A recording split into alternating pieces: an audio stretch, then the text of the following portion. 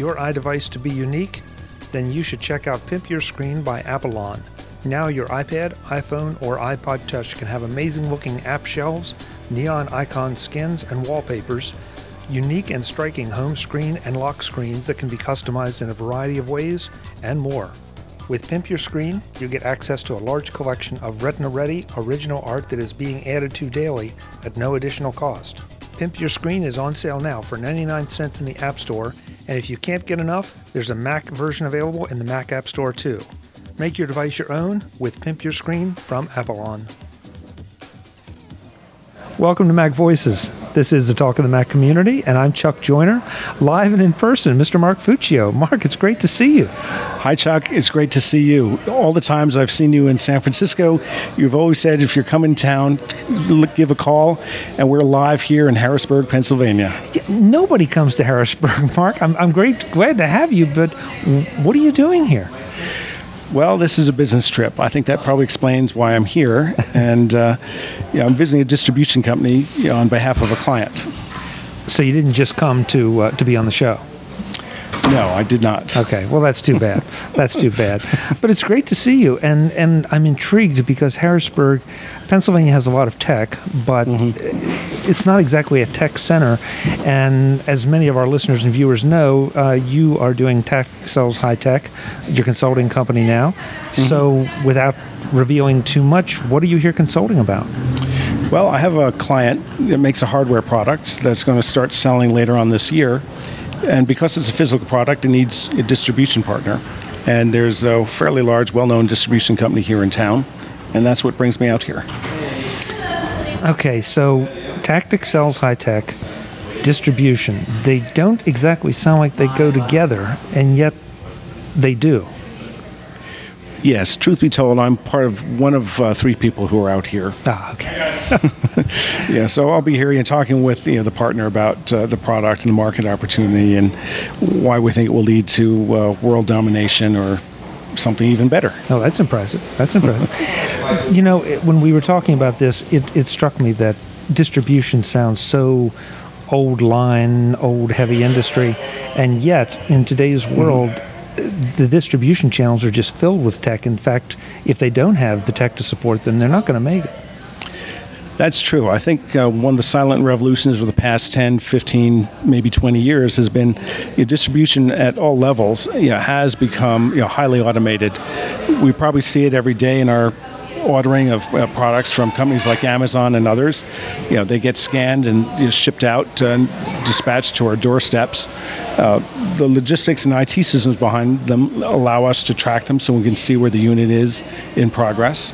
I'm sure some of your listeners and you have had the same experience I have. You're watching something, you can see it's being shipped east instead of west because it somehow got misrouted at a distribution stop. But that's all that's all enabled by the degree of automation that these companies have put in place. Yeah, and it's not just the efficient delivery too, but I think it's the setting of expectations. When I ordered my Retina MacBook Pro, I got an email. I knew exactly when it went into the distribution channel, and from there, I could refresh it every few hours or whatever. I knew exactly where it was, right up to the point that it's on the truck ready to be delivered. That sets the expectation, so I'm not sitting there, when's it going to get here, when's it going to get here? And that's really important in today's world, right along with the actual delivery of the product. Right. I think there's a couple dimensions to that. One is, as buyers, we've had our expectations raised of what is possible in terms of being able to track the progress of a shipment and also the speed with which we receive the shipment. Also, there's innovations on the business side in terms of there's a lot more being done in the distribution channel of marrying different components together, where you may buy a bundle online that blows out into different SKUs that get married at UPS or a FedEx, and they all come together to your home or your office at the same time. Again, that's all enabled by the IT systems behind it that can track, and also the robotics and other conveyor and other shipment systems that really allow companies to have huge SKUs and large inventory and have everything come together on time at the last minute.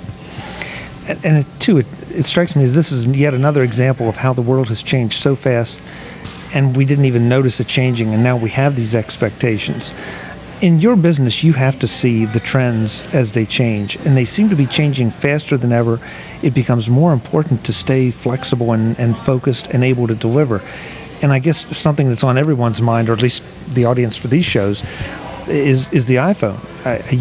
Less than a year ago, significantly less than a year ago, the 4S came out. And it may not have been a quantum leap forward, but it was a pretty decent upgrade to the 4. Now we're sitting looking at all the rumors and anticipation of the 5 coming out sometime between now and sometime in the fall. We have the September event coming up from Apple, so we have a pretty good idea that's what it's going to be about. Is it really changing that fast, Mark? Did the 4S go out of style that fast? There's a couple dimensions to that question. And the first is, if we look, say, using iPhone as an example, the first one was introduced in 2007, so that was 5 years ago. What we've seen through Apple, we have seen a fairly consistent year-by-year enhancement in both the hardware capabilities and, more importantly, the software capabilities of the device. So in that regard, it's just been a continuous march forward. In terms of this particular iPhone 4S, it all depends on what you mean by obsolete. From certainly, many people have an expectation once something newer comes out that the old thing is obsolete.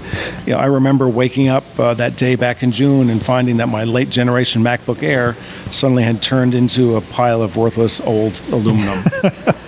Of course, it's still very useful, very effective product, but there is certain psychology in the market that people, or many in the market, are looking and craving the latest and greatest. But if you step back and think and analyze, you see there are different categories of buyers. Some want to stay at the at the bleeding edge, and others do not. So, I expect that iPhone 4S will bump down the food chain and become the $199 product, and then 2 years from now probably will be the free product that Apple and its phone partners sell. You said the bleeding edge, and the bleeding edge is an interesting point because some of this stuff is bleeding edge. There's no question. It's not necessary. In other cases, some people feel like they have to have this to stay competitive, just like we were talking about with the distribution channels. This puts a huge amount of pressure, not necessarily on consumers. They're going to buy what they can afford to buy and what they want. But on the business customers, man, that's a whole different animal, because now the computer that you had last year may be theoretically obsolete. It probably isn't, but it's going to be perceived that way. But even if it didn't go obsolete in a year, it's going obsolete faster than it ever has before. Again, there's a couple ways of looking at that. Certainly in the past several years, there's a couple buzzwords that a lot of the IT analysts have created. One is either BYOB, for bring your own device. The other is consumerization of IT. These are sort of ideas are head and tail of a coin, basically expressing the intent that as things like iPhones and iPads and other devices have become widely available at a consumer level, people are bringing them into the workplace and expecting that they're being able to use them and have them supported there.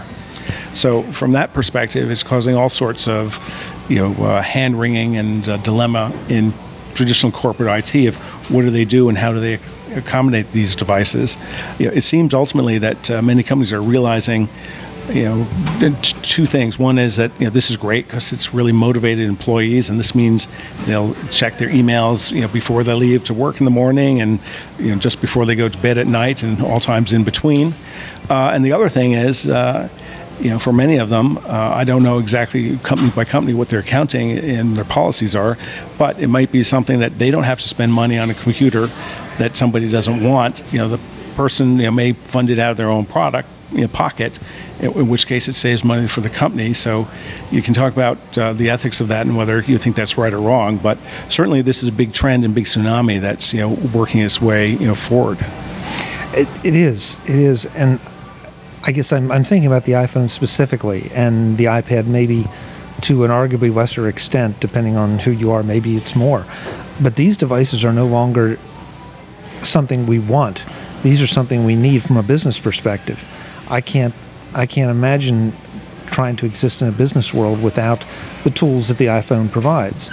And we won't get into the Android iPhone argument, but for this purpose of this discussion, I'll say the iPhone. It's not just my phone anymore. It's an email device, it's a web device, it's an information device, it's a communication device through social networks and beyond. It's required hardware now, and that makes it less of an optional purchase, and more something that I not only need, but I need to keep up. Now, maybe I don't need every new generation of iPhone. Even if I want it, I don't need it. But I probably need every other generation, or at the very least every third. And that puts pressure on this. And it seems like each band of innovation gets narrower and the time frames get pushed up. This is a lot of new expense that businesses are having to figure out a way to absorb. Or, as you pointed out, maybe their employees are having to figure out how to absorb. That's true, but if you think about in context, 20 years ago, fax machines were just starting to make their way, into the daily workflow of many companies. Replaced very quickly thereafter with email and the web. So, I think the overarching trend is about communication technologies. I think in that regard, the iPhone, iPad, and either generation of ultralight, notebooks, either devices like the MacBook Air or other similar Windows machines, it's really a mobility play. It's you have a device, constant connectivity through wireless, and people are able to work and interact. I've noticed in the past couple of years a real significant trend that it used to be people would go in and they would bring a notebook and they open it up and they basically check out. You could tell they're doing email, or they're ordering shoes or who knows what. But behind that little wall. But now, with something like an iPhone, they're clearly focused on communication. They don't have that ability to check out. So meetings are maybe, if well run, they're becoming shorter. And less onerous. They're less like a death march, in large part because people can get the information they need. You don't have to go to central meeting and have the ceremony and drama of staff meeting to disseminate a lot of routine information. Mark, we talked a little bit about this at dinner, but in your world, things are moving fast, and this presents a real problem for developers and startups and all, where they have an idea, they can't take a year to prototype it. A lot of times, if they prototyped it last year, that prototype may not be relevant this year. How do you see them addressing this, or how do you advise them to deal with this speed? Is it just work harder and sleep less? So ultimately, it's been my experience that in the end, if you generally solve a problem that it's worth people or a company to spend money on, then you have a big leg up on the competition, because so many companies start on a speculative idea and they haven't fully thought through what it is, how to implement it, and who else is out there, could they get displaced, all sorts of things like this. So it certainly is true that the pace is picking up of startups, but also the nature of the tools have advanced way beyond what they were. I mean, now through things like some of the Amazon web services, and there's other companies like Rackspace, you can spin up applications really, really quickly. As an interesting point, at the Google I/O conference, their developer conference a couple of weeks ago, they threw out all sorts of ideas to see, I guess, what would stick. One of them was their own update to, I think what they called the Google Compute Engine, where they were basically saying, well, now come with us and you get twice as much compute power per dollar as if you go to Amazon and use the Amazon cloud services. So I think that really is a strong indication that there is this massive infrastructure out there that people can tap into at a much lower cost than maybe 10 years ago. Certainly during the internet boom, people would have to buy lots of servers, et cetera, to scale and grow their business. Now they don't need to do it. So it saves them time and money, and probably most importantly, it saves them a hell of a lot of time. Yeah, and time right now seems to be the killer almost as much as money, because the ground can shift under you, and we've seen it happen with Apple. Apple brings out a new device, a new product, a new update, and, well, what was your description? A steaming pile of junk? I don't know if that's... Steaming pile of aluminum. Yeah, I don't know if that's quite true, but there is that perception that now there's something better out there, and it would make me more competitive if I can get my hands on it. Yeah, because one thing I do a lot with clients is really help figure out the difference between what they're doing, their product or service. Is it, what I call is it must-have, meaning it solves a problem, and therefore people will have to buy it, versus nice to have, where it's something that may help make something more improved, but they maybe can't fully quantify what the benefit is. So it's something that in a good time might get purchased, but in a bad time, certainly there's no money for it. A hot topic right now for business, and I would think again for startups it probably is critical, is social media. Any wisdom that you try to give startups about social media? Do you think it's critical for a startup to integrate that, or is it just something that should happen naturally almost in today's world with a company that's trying to launch a product or service? I think social media is important, but what you do and how you employ the different social media platforms is, I don't think the broad case study rules can be driven. It can be written despite what people organizing conferences may have you believe. So much of it depends on the nature of the personality of the people involved, the nature of the product, the nature of their market. So, different markets like to be communicated to in different ways. For instance, I would note that it seems that Google Plus, that the biggest group that's using it are photographers. Mm-hmm. Why other industry groups have not adopted it as much, I don't know. Go figure. But there are some trends that are developing. Yeah, it's. I was just listening to something today about LinkedIn, about how LinkedIn seems to be perceived as the business person's social network. That's where you go to connect from a business perspective. I guess that's a good thing. I mean, at least they've carved out a niche, and there are plenty of social network wannabes that have not. So my hat goes off to them. I do wonder, though, if it's just going to be B2B, aren't there missed opportunities if you're only playing on LinkedIn, or if you're focusing your efforts on LinkedIn? To me, I think this is just the rich mosaic of the world we're in, where you have business life and work life, and you have overlap between them, and social media courts all of those. And it's an interesting experiment. Don't know where it's going to lead, but I certainly think that it's here to stay. It's not going to be a fad that will disappear.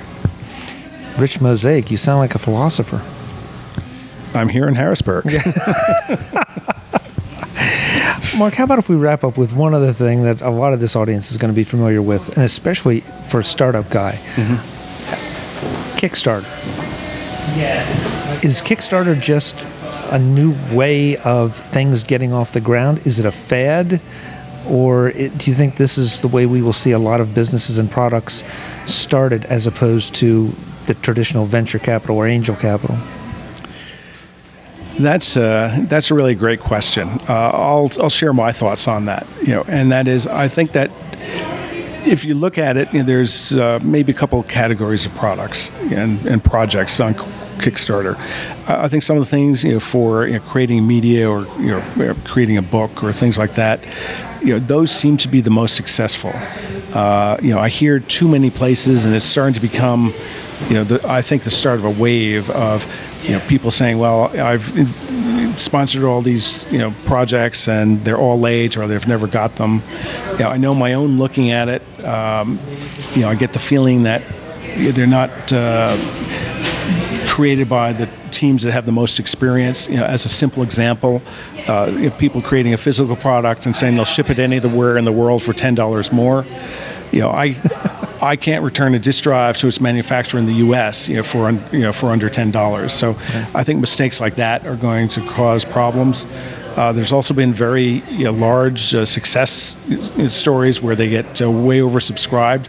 That's good, but again, the number one reason that growing businesses die is they run out of cash.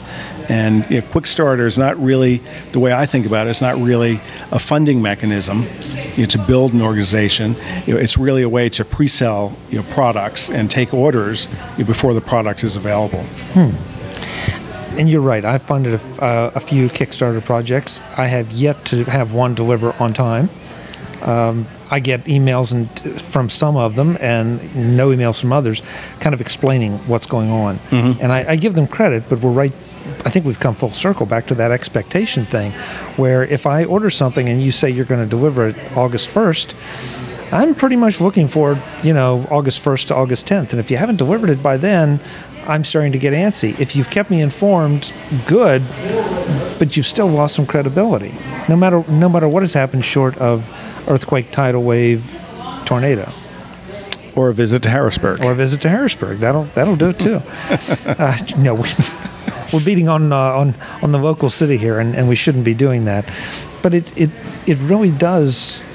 I think Kickstarter, along with everything we've talked about, points to just how much the world has changed, and why people like you are important, because you live in this world, you study it, and hopefully you can shepherd people through some of this.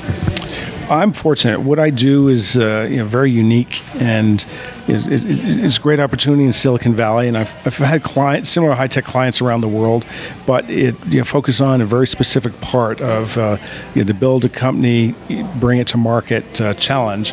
And again, I think this going back to talking about mobile devices and social media as communication networks, it makes it possible that you can unbundle what used to be that big vertically integrated corporation. You can unbundle it, and people can be anywhere in the world. Mm-hmm. All you need is good broadband connection.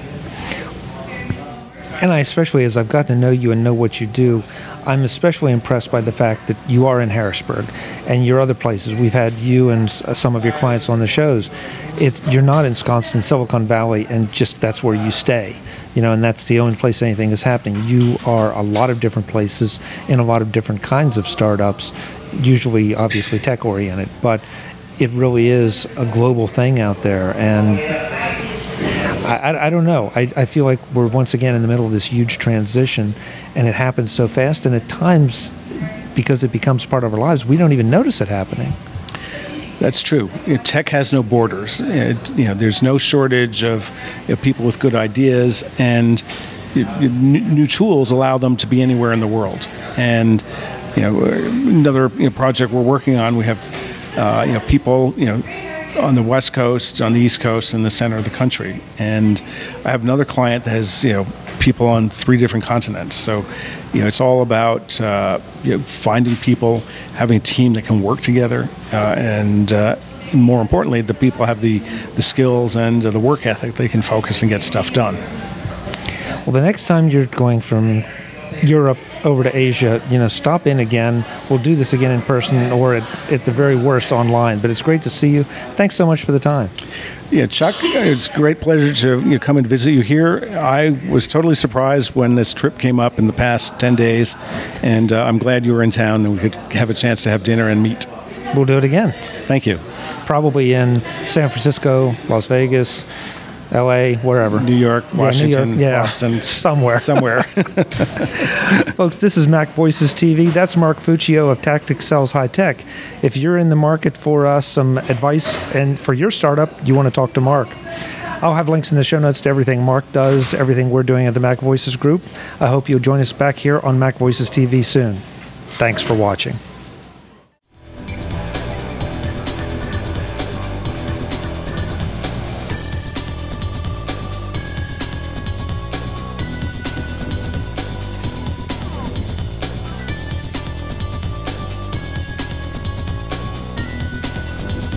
Mac Voices TV is part of the Mac Voices Group at MacVoicesGroup.com.